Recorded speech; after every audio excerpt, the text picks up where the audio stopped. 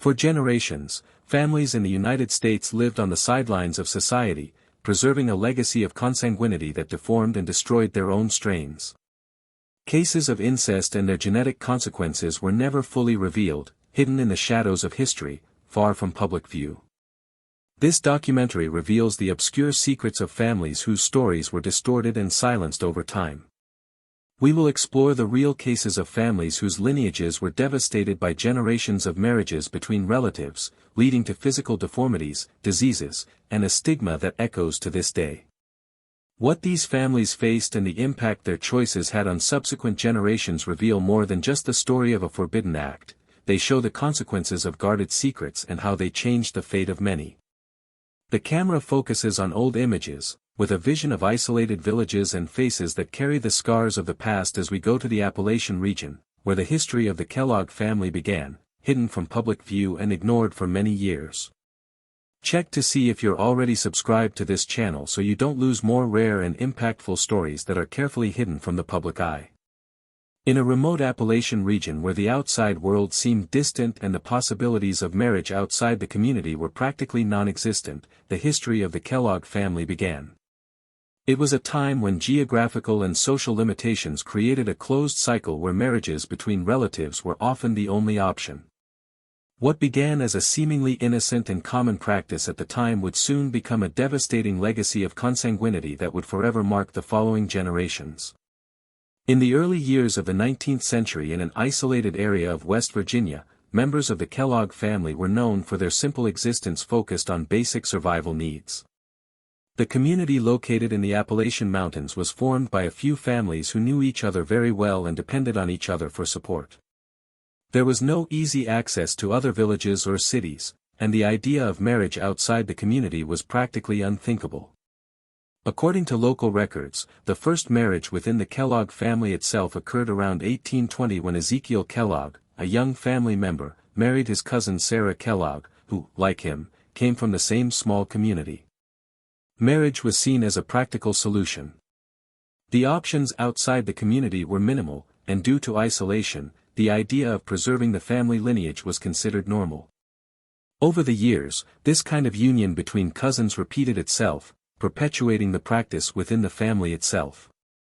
The first act of family incest was motivated by a combination of factors: isolation, the scarcity of new people in the region, and a particular view of preserving the family lineage.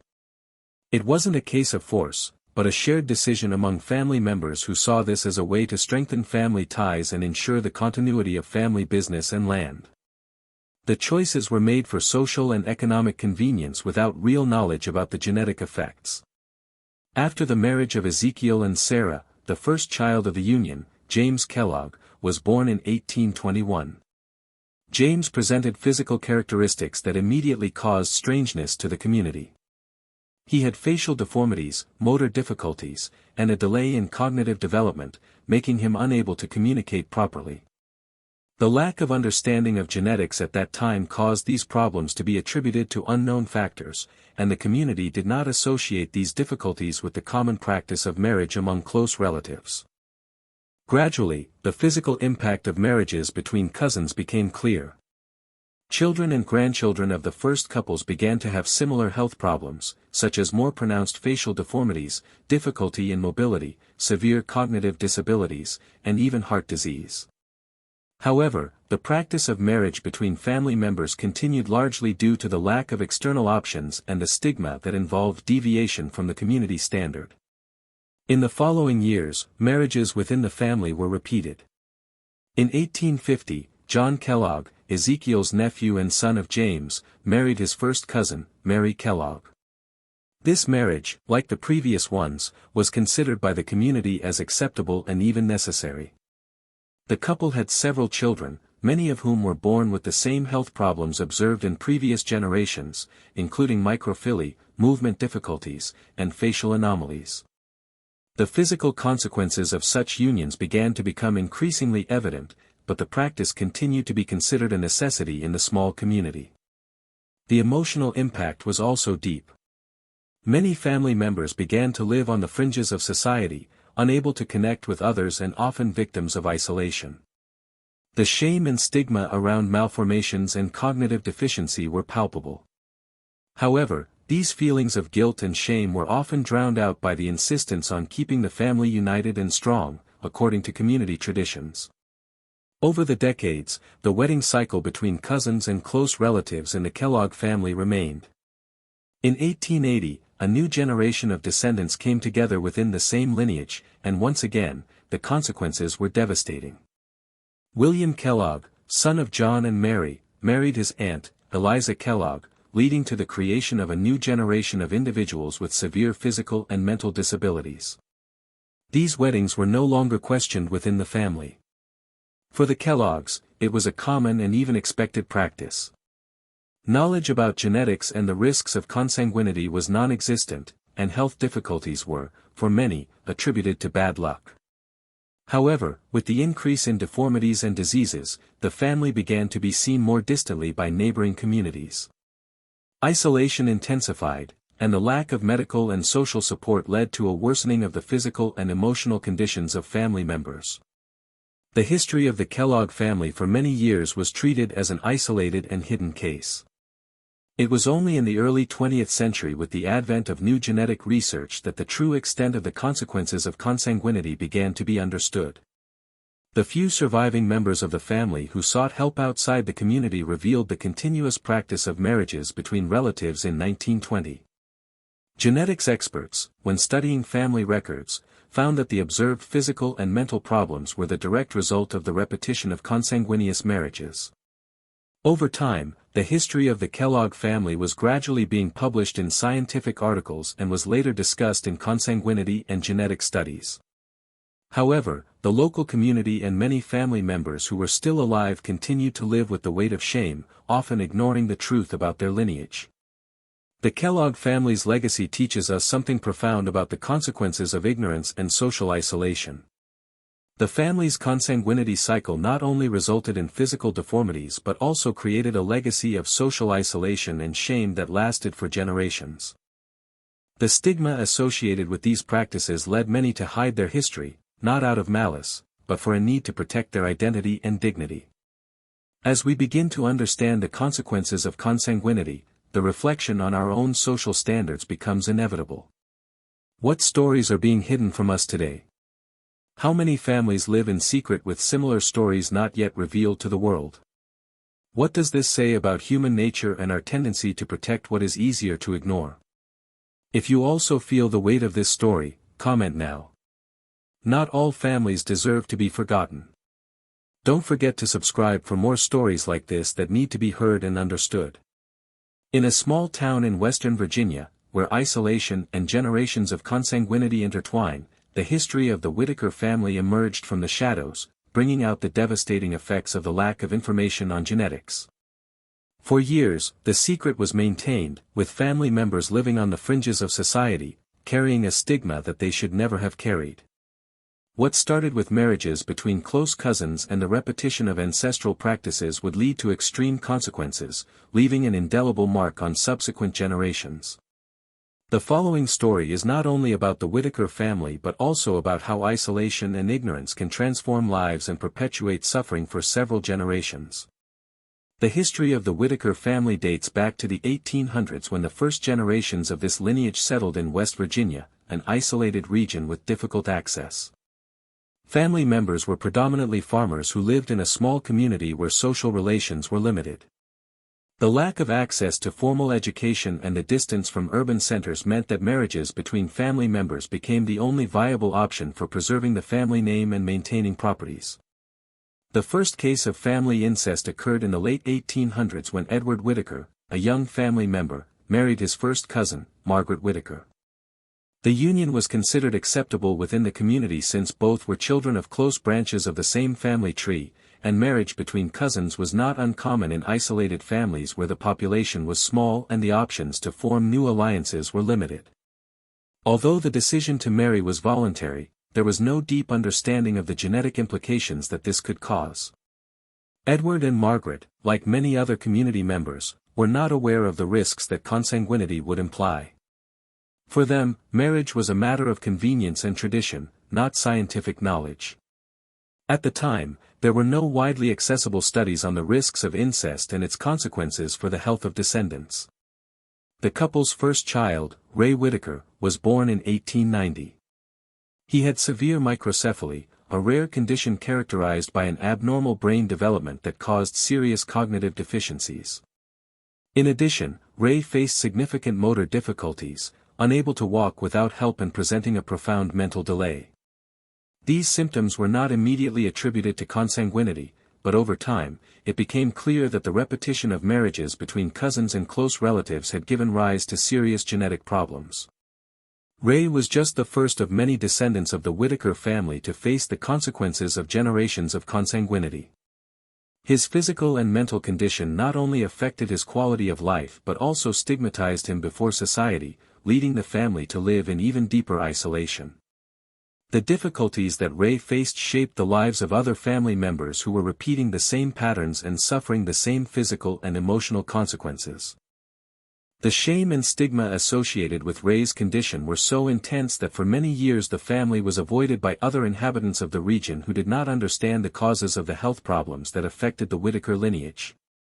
This stigma perpetuated for generations, with the family being increasingly isolated from society, unable to form relationships with other members of the community.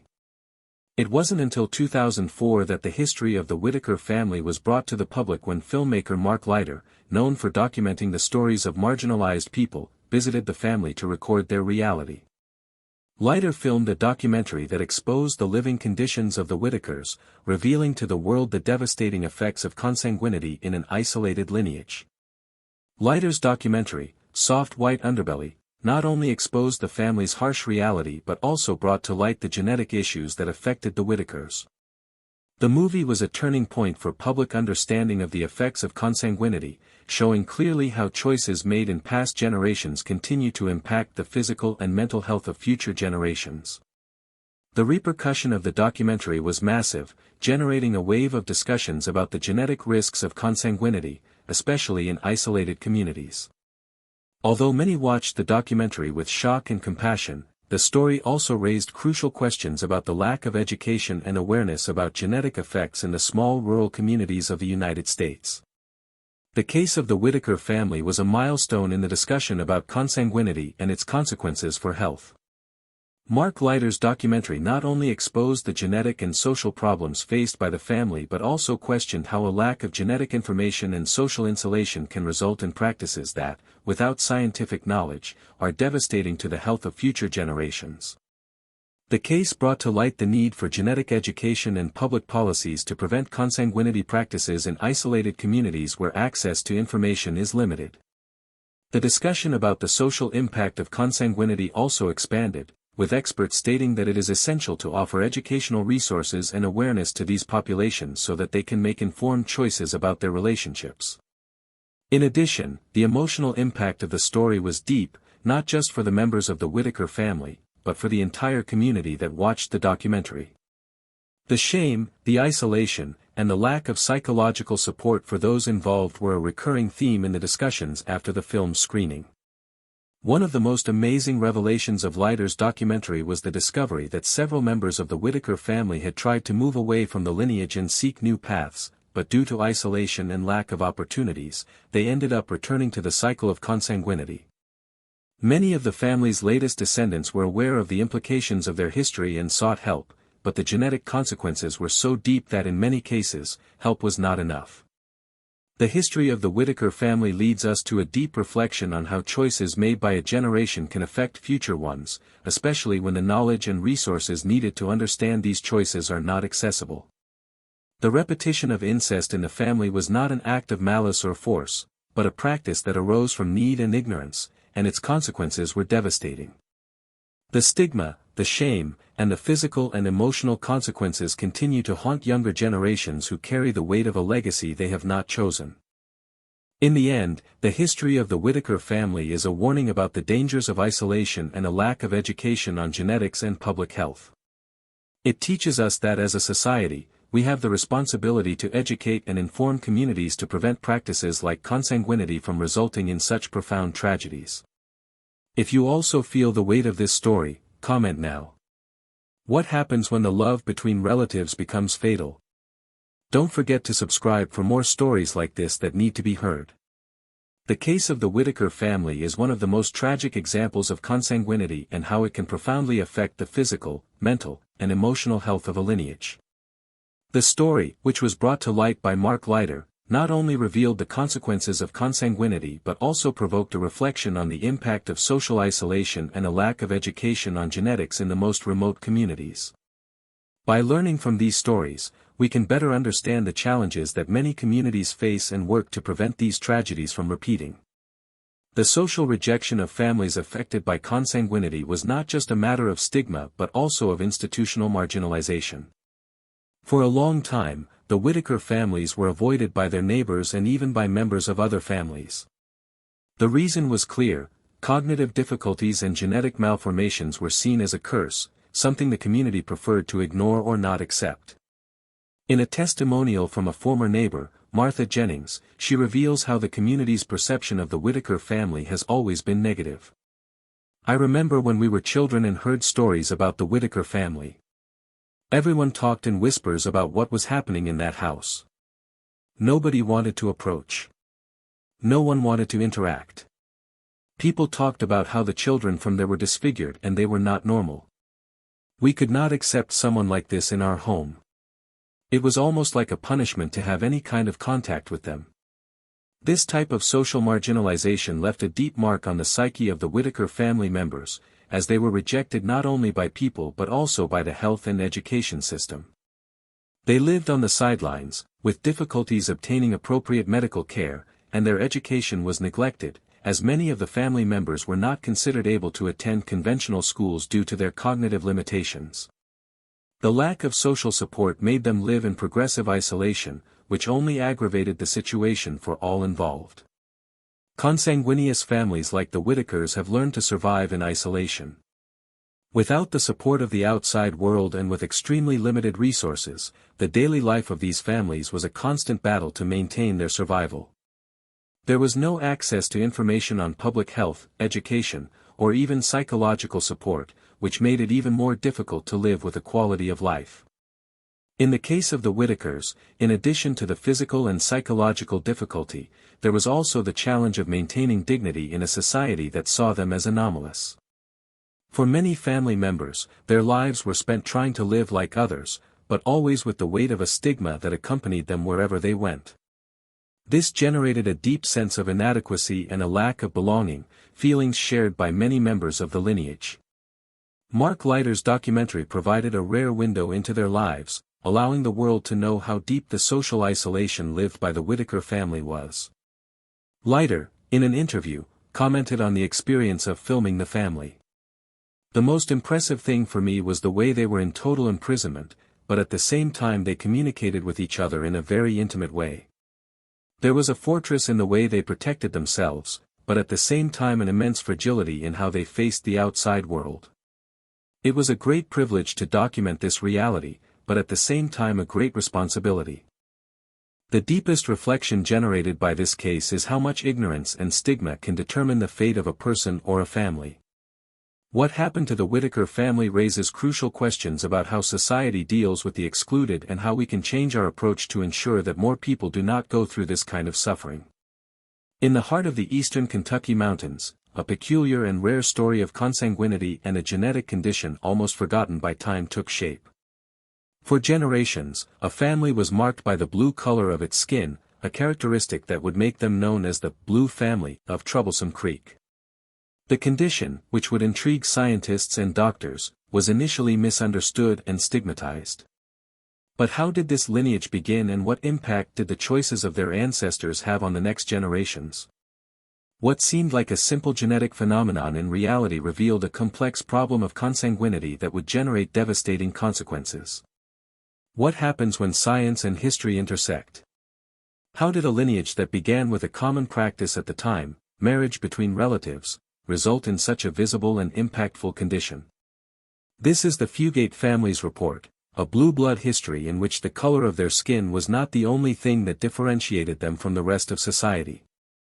The history of the Fugate family dates back to the 19th century, more precisely in the year 1820 when pioneers Martin Fugate and Elizabeth Smart settled in Troublesome Creek, an isolated region in the hills of Kentucky. Martin Fugate, a man of French origin, and Elizabeth of English ancestry, were destined to form a lineage marked by a rare genetic phenomenon. What seemed to be a simple union between two members of local families would soon become the beginning of a cycle of weddings between close relatives. The first marriage between Martin and Elizabeth Fugate was not uncommon for the time, especially in isolated communities where wedding options were limited.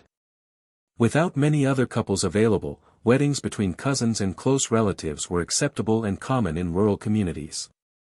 What Martin and Elizabeth didn't know was that their union would give rise to a recessive gene, methemoglobinemia, which would begin to be transmitted from generation to generation, dramatically changing the lives of their descendants.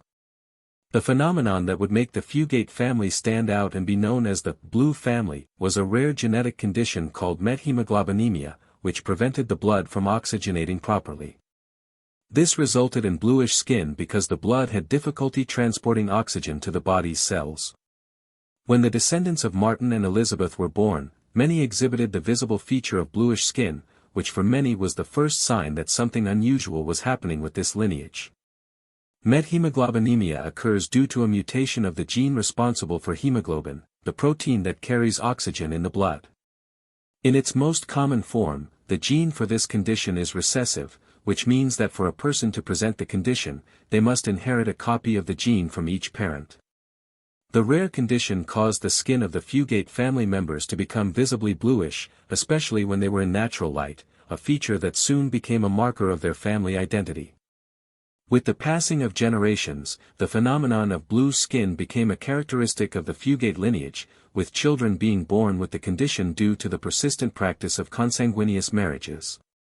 Each generation continued to perpetuate this recessive gene until the condition spread through several generations, creating a lineage with visible and hereditary effects. Although the condition was a medical and biological curiosity, what perpetuated it was the marriages between relatives throughout generations, including the descendants of Martin and Elizabeth. Like many other weddings of the time, the wedding options were limited in isolated areas, and the practice of marrying close relatives was a way to maintain properties and family ties. The first generation of methemoglobinemia among the Fugates resulted in a large number of children who suffered from the condition. Marriages between close relatives, such as first cousins, continued over the years, perpetuating the methemoglobinemia gene. Although the consequences of consanguinity were not fully understood at the time, the marriage between Martin and Elizabeth was the first step in a long cycle that would last for more than a century. The lack of marriage alternatives outside the community and the geographical isolation of families contributed to this perpetuation, with the genetic condition manifesting more and more with each generation. At first, there was no perception that the condition was directly linked to the practice of consanguinity. For the Fugates, the blue skin was simply a family feature, and the following generations did not fully understand the genetic consequences involved. The stigma, however, was beginning to take shape as the condition spread to more family members. As the recessive gene was transmitted from generation to generation, the condition of the blue skin manifested in various ways. Although methemoglobinemia itself was not fatal, it caused health difficulties, especially in extreme situations of lack of oxygenation and increased susceptibility to lung diseases. In addition, the physical condition generated a social stigma that the Fugate family members had to endure over the years. Throughout the generations, the Fugate family began to be seen as a curiosity but also with a look of revulsion and fear. The surrounding population, upon realizing the peculiar color of the family members' skin, began to push them away. The stigma of being different, however, was just one of the difficulties faced by the Fugates. Beyond physical questions, the Fugates also faced emotional and psychological problems due to social isolation and the discrimination they suffered. The family was treated with distrust, being marginalized and stigmatized by something they could not control. It was only in the 20th century when the Fugate family's descendants began to expand to areas beyond Troublesome Creek that the true impact of methemoglobinemia and its relationship with consanguinity began to be understood. At the time, doctors and geneticists began to study the family's case and recognized that the condition was perpetuated due to the continuous practice of consanguineous marriages. The history of the Fugate family has become an important reference for scientific studies on consanguinity and the genetic effects of methemoglobinemia. It was from the 1940s with the work of geneticists who studied the Fugates that the concept of recessive genetic conditions began to be more widely understood. Methemoglobinemia was identified as a very rare condition that results from the mutation of a specific gene and was associated with consanguinity. This case, together with other investigations into genetic diseases in isolated communities, led to a greater debate on the effects of consanguinity on physical health. The research on the Fugate case generated a series of questions about how practices such as consanguineous marriages can result in rare genetic conditions and how they affect human development. Studies on human genetics began to grow in importance, and the idea of avoiding such practices became a concern in society. What started as an isolated case of bluish skin transformed into an important study on the effects of consanguinity on human health. However, the most surprising thing was the legacy that this study left not only for the scientific community but also for society in general. The public revelation of the condition and its social implications led to the formation of a new public awareness of inherited genetic conditions, and the Fugates became a reference when discussing the relationship between consanguinity and genetic health.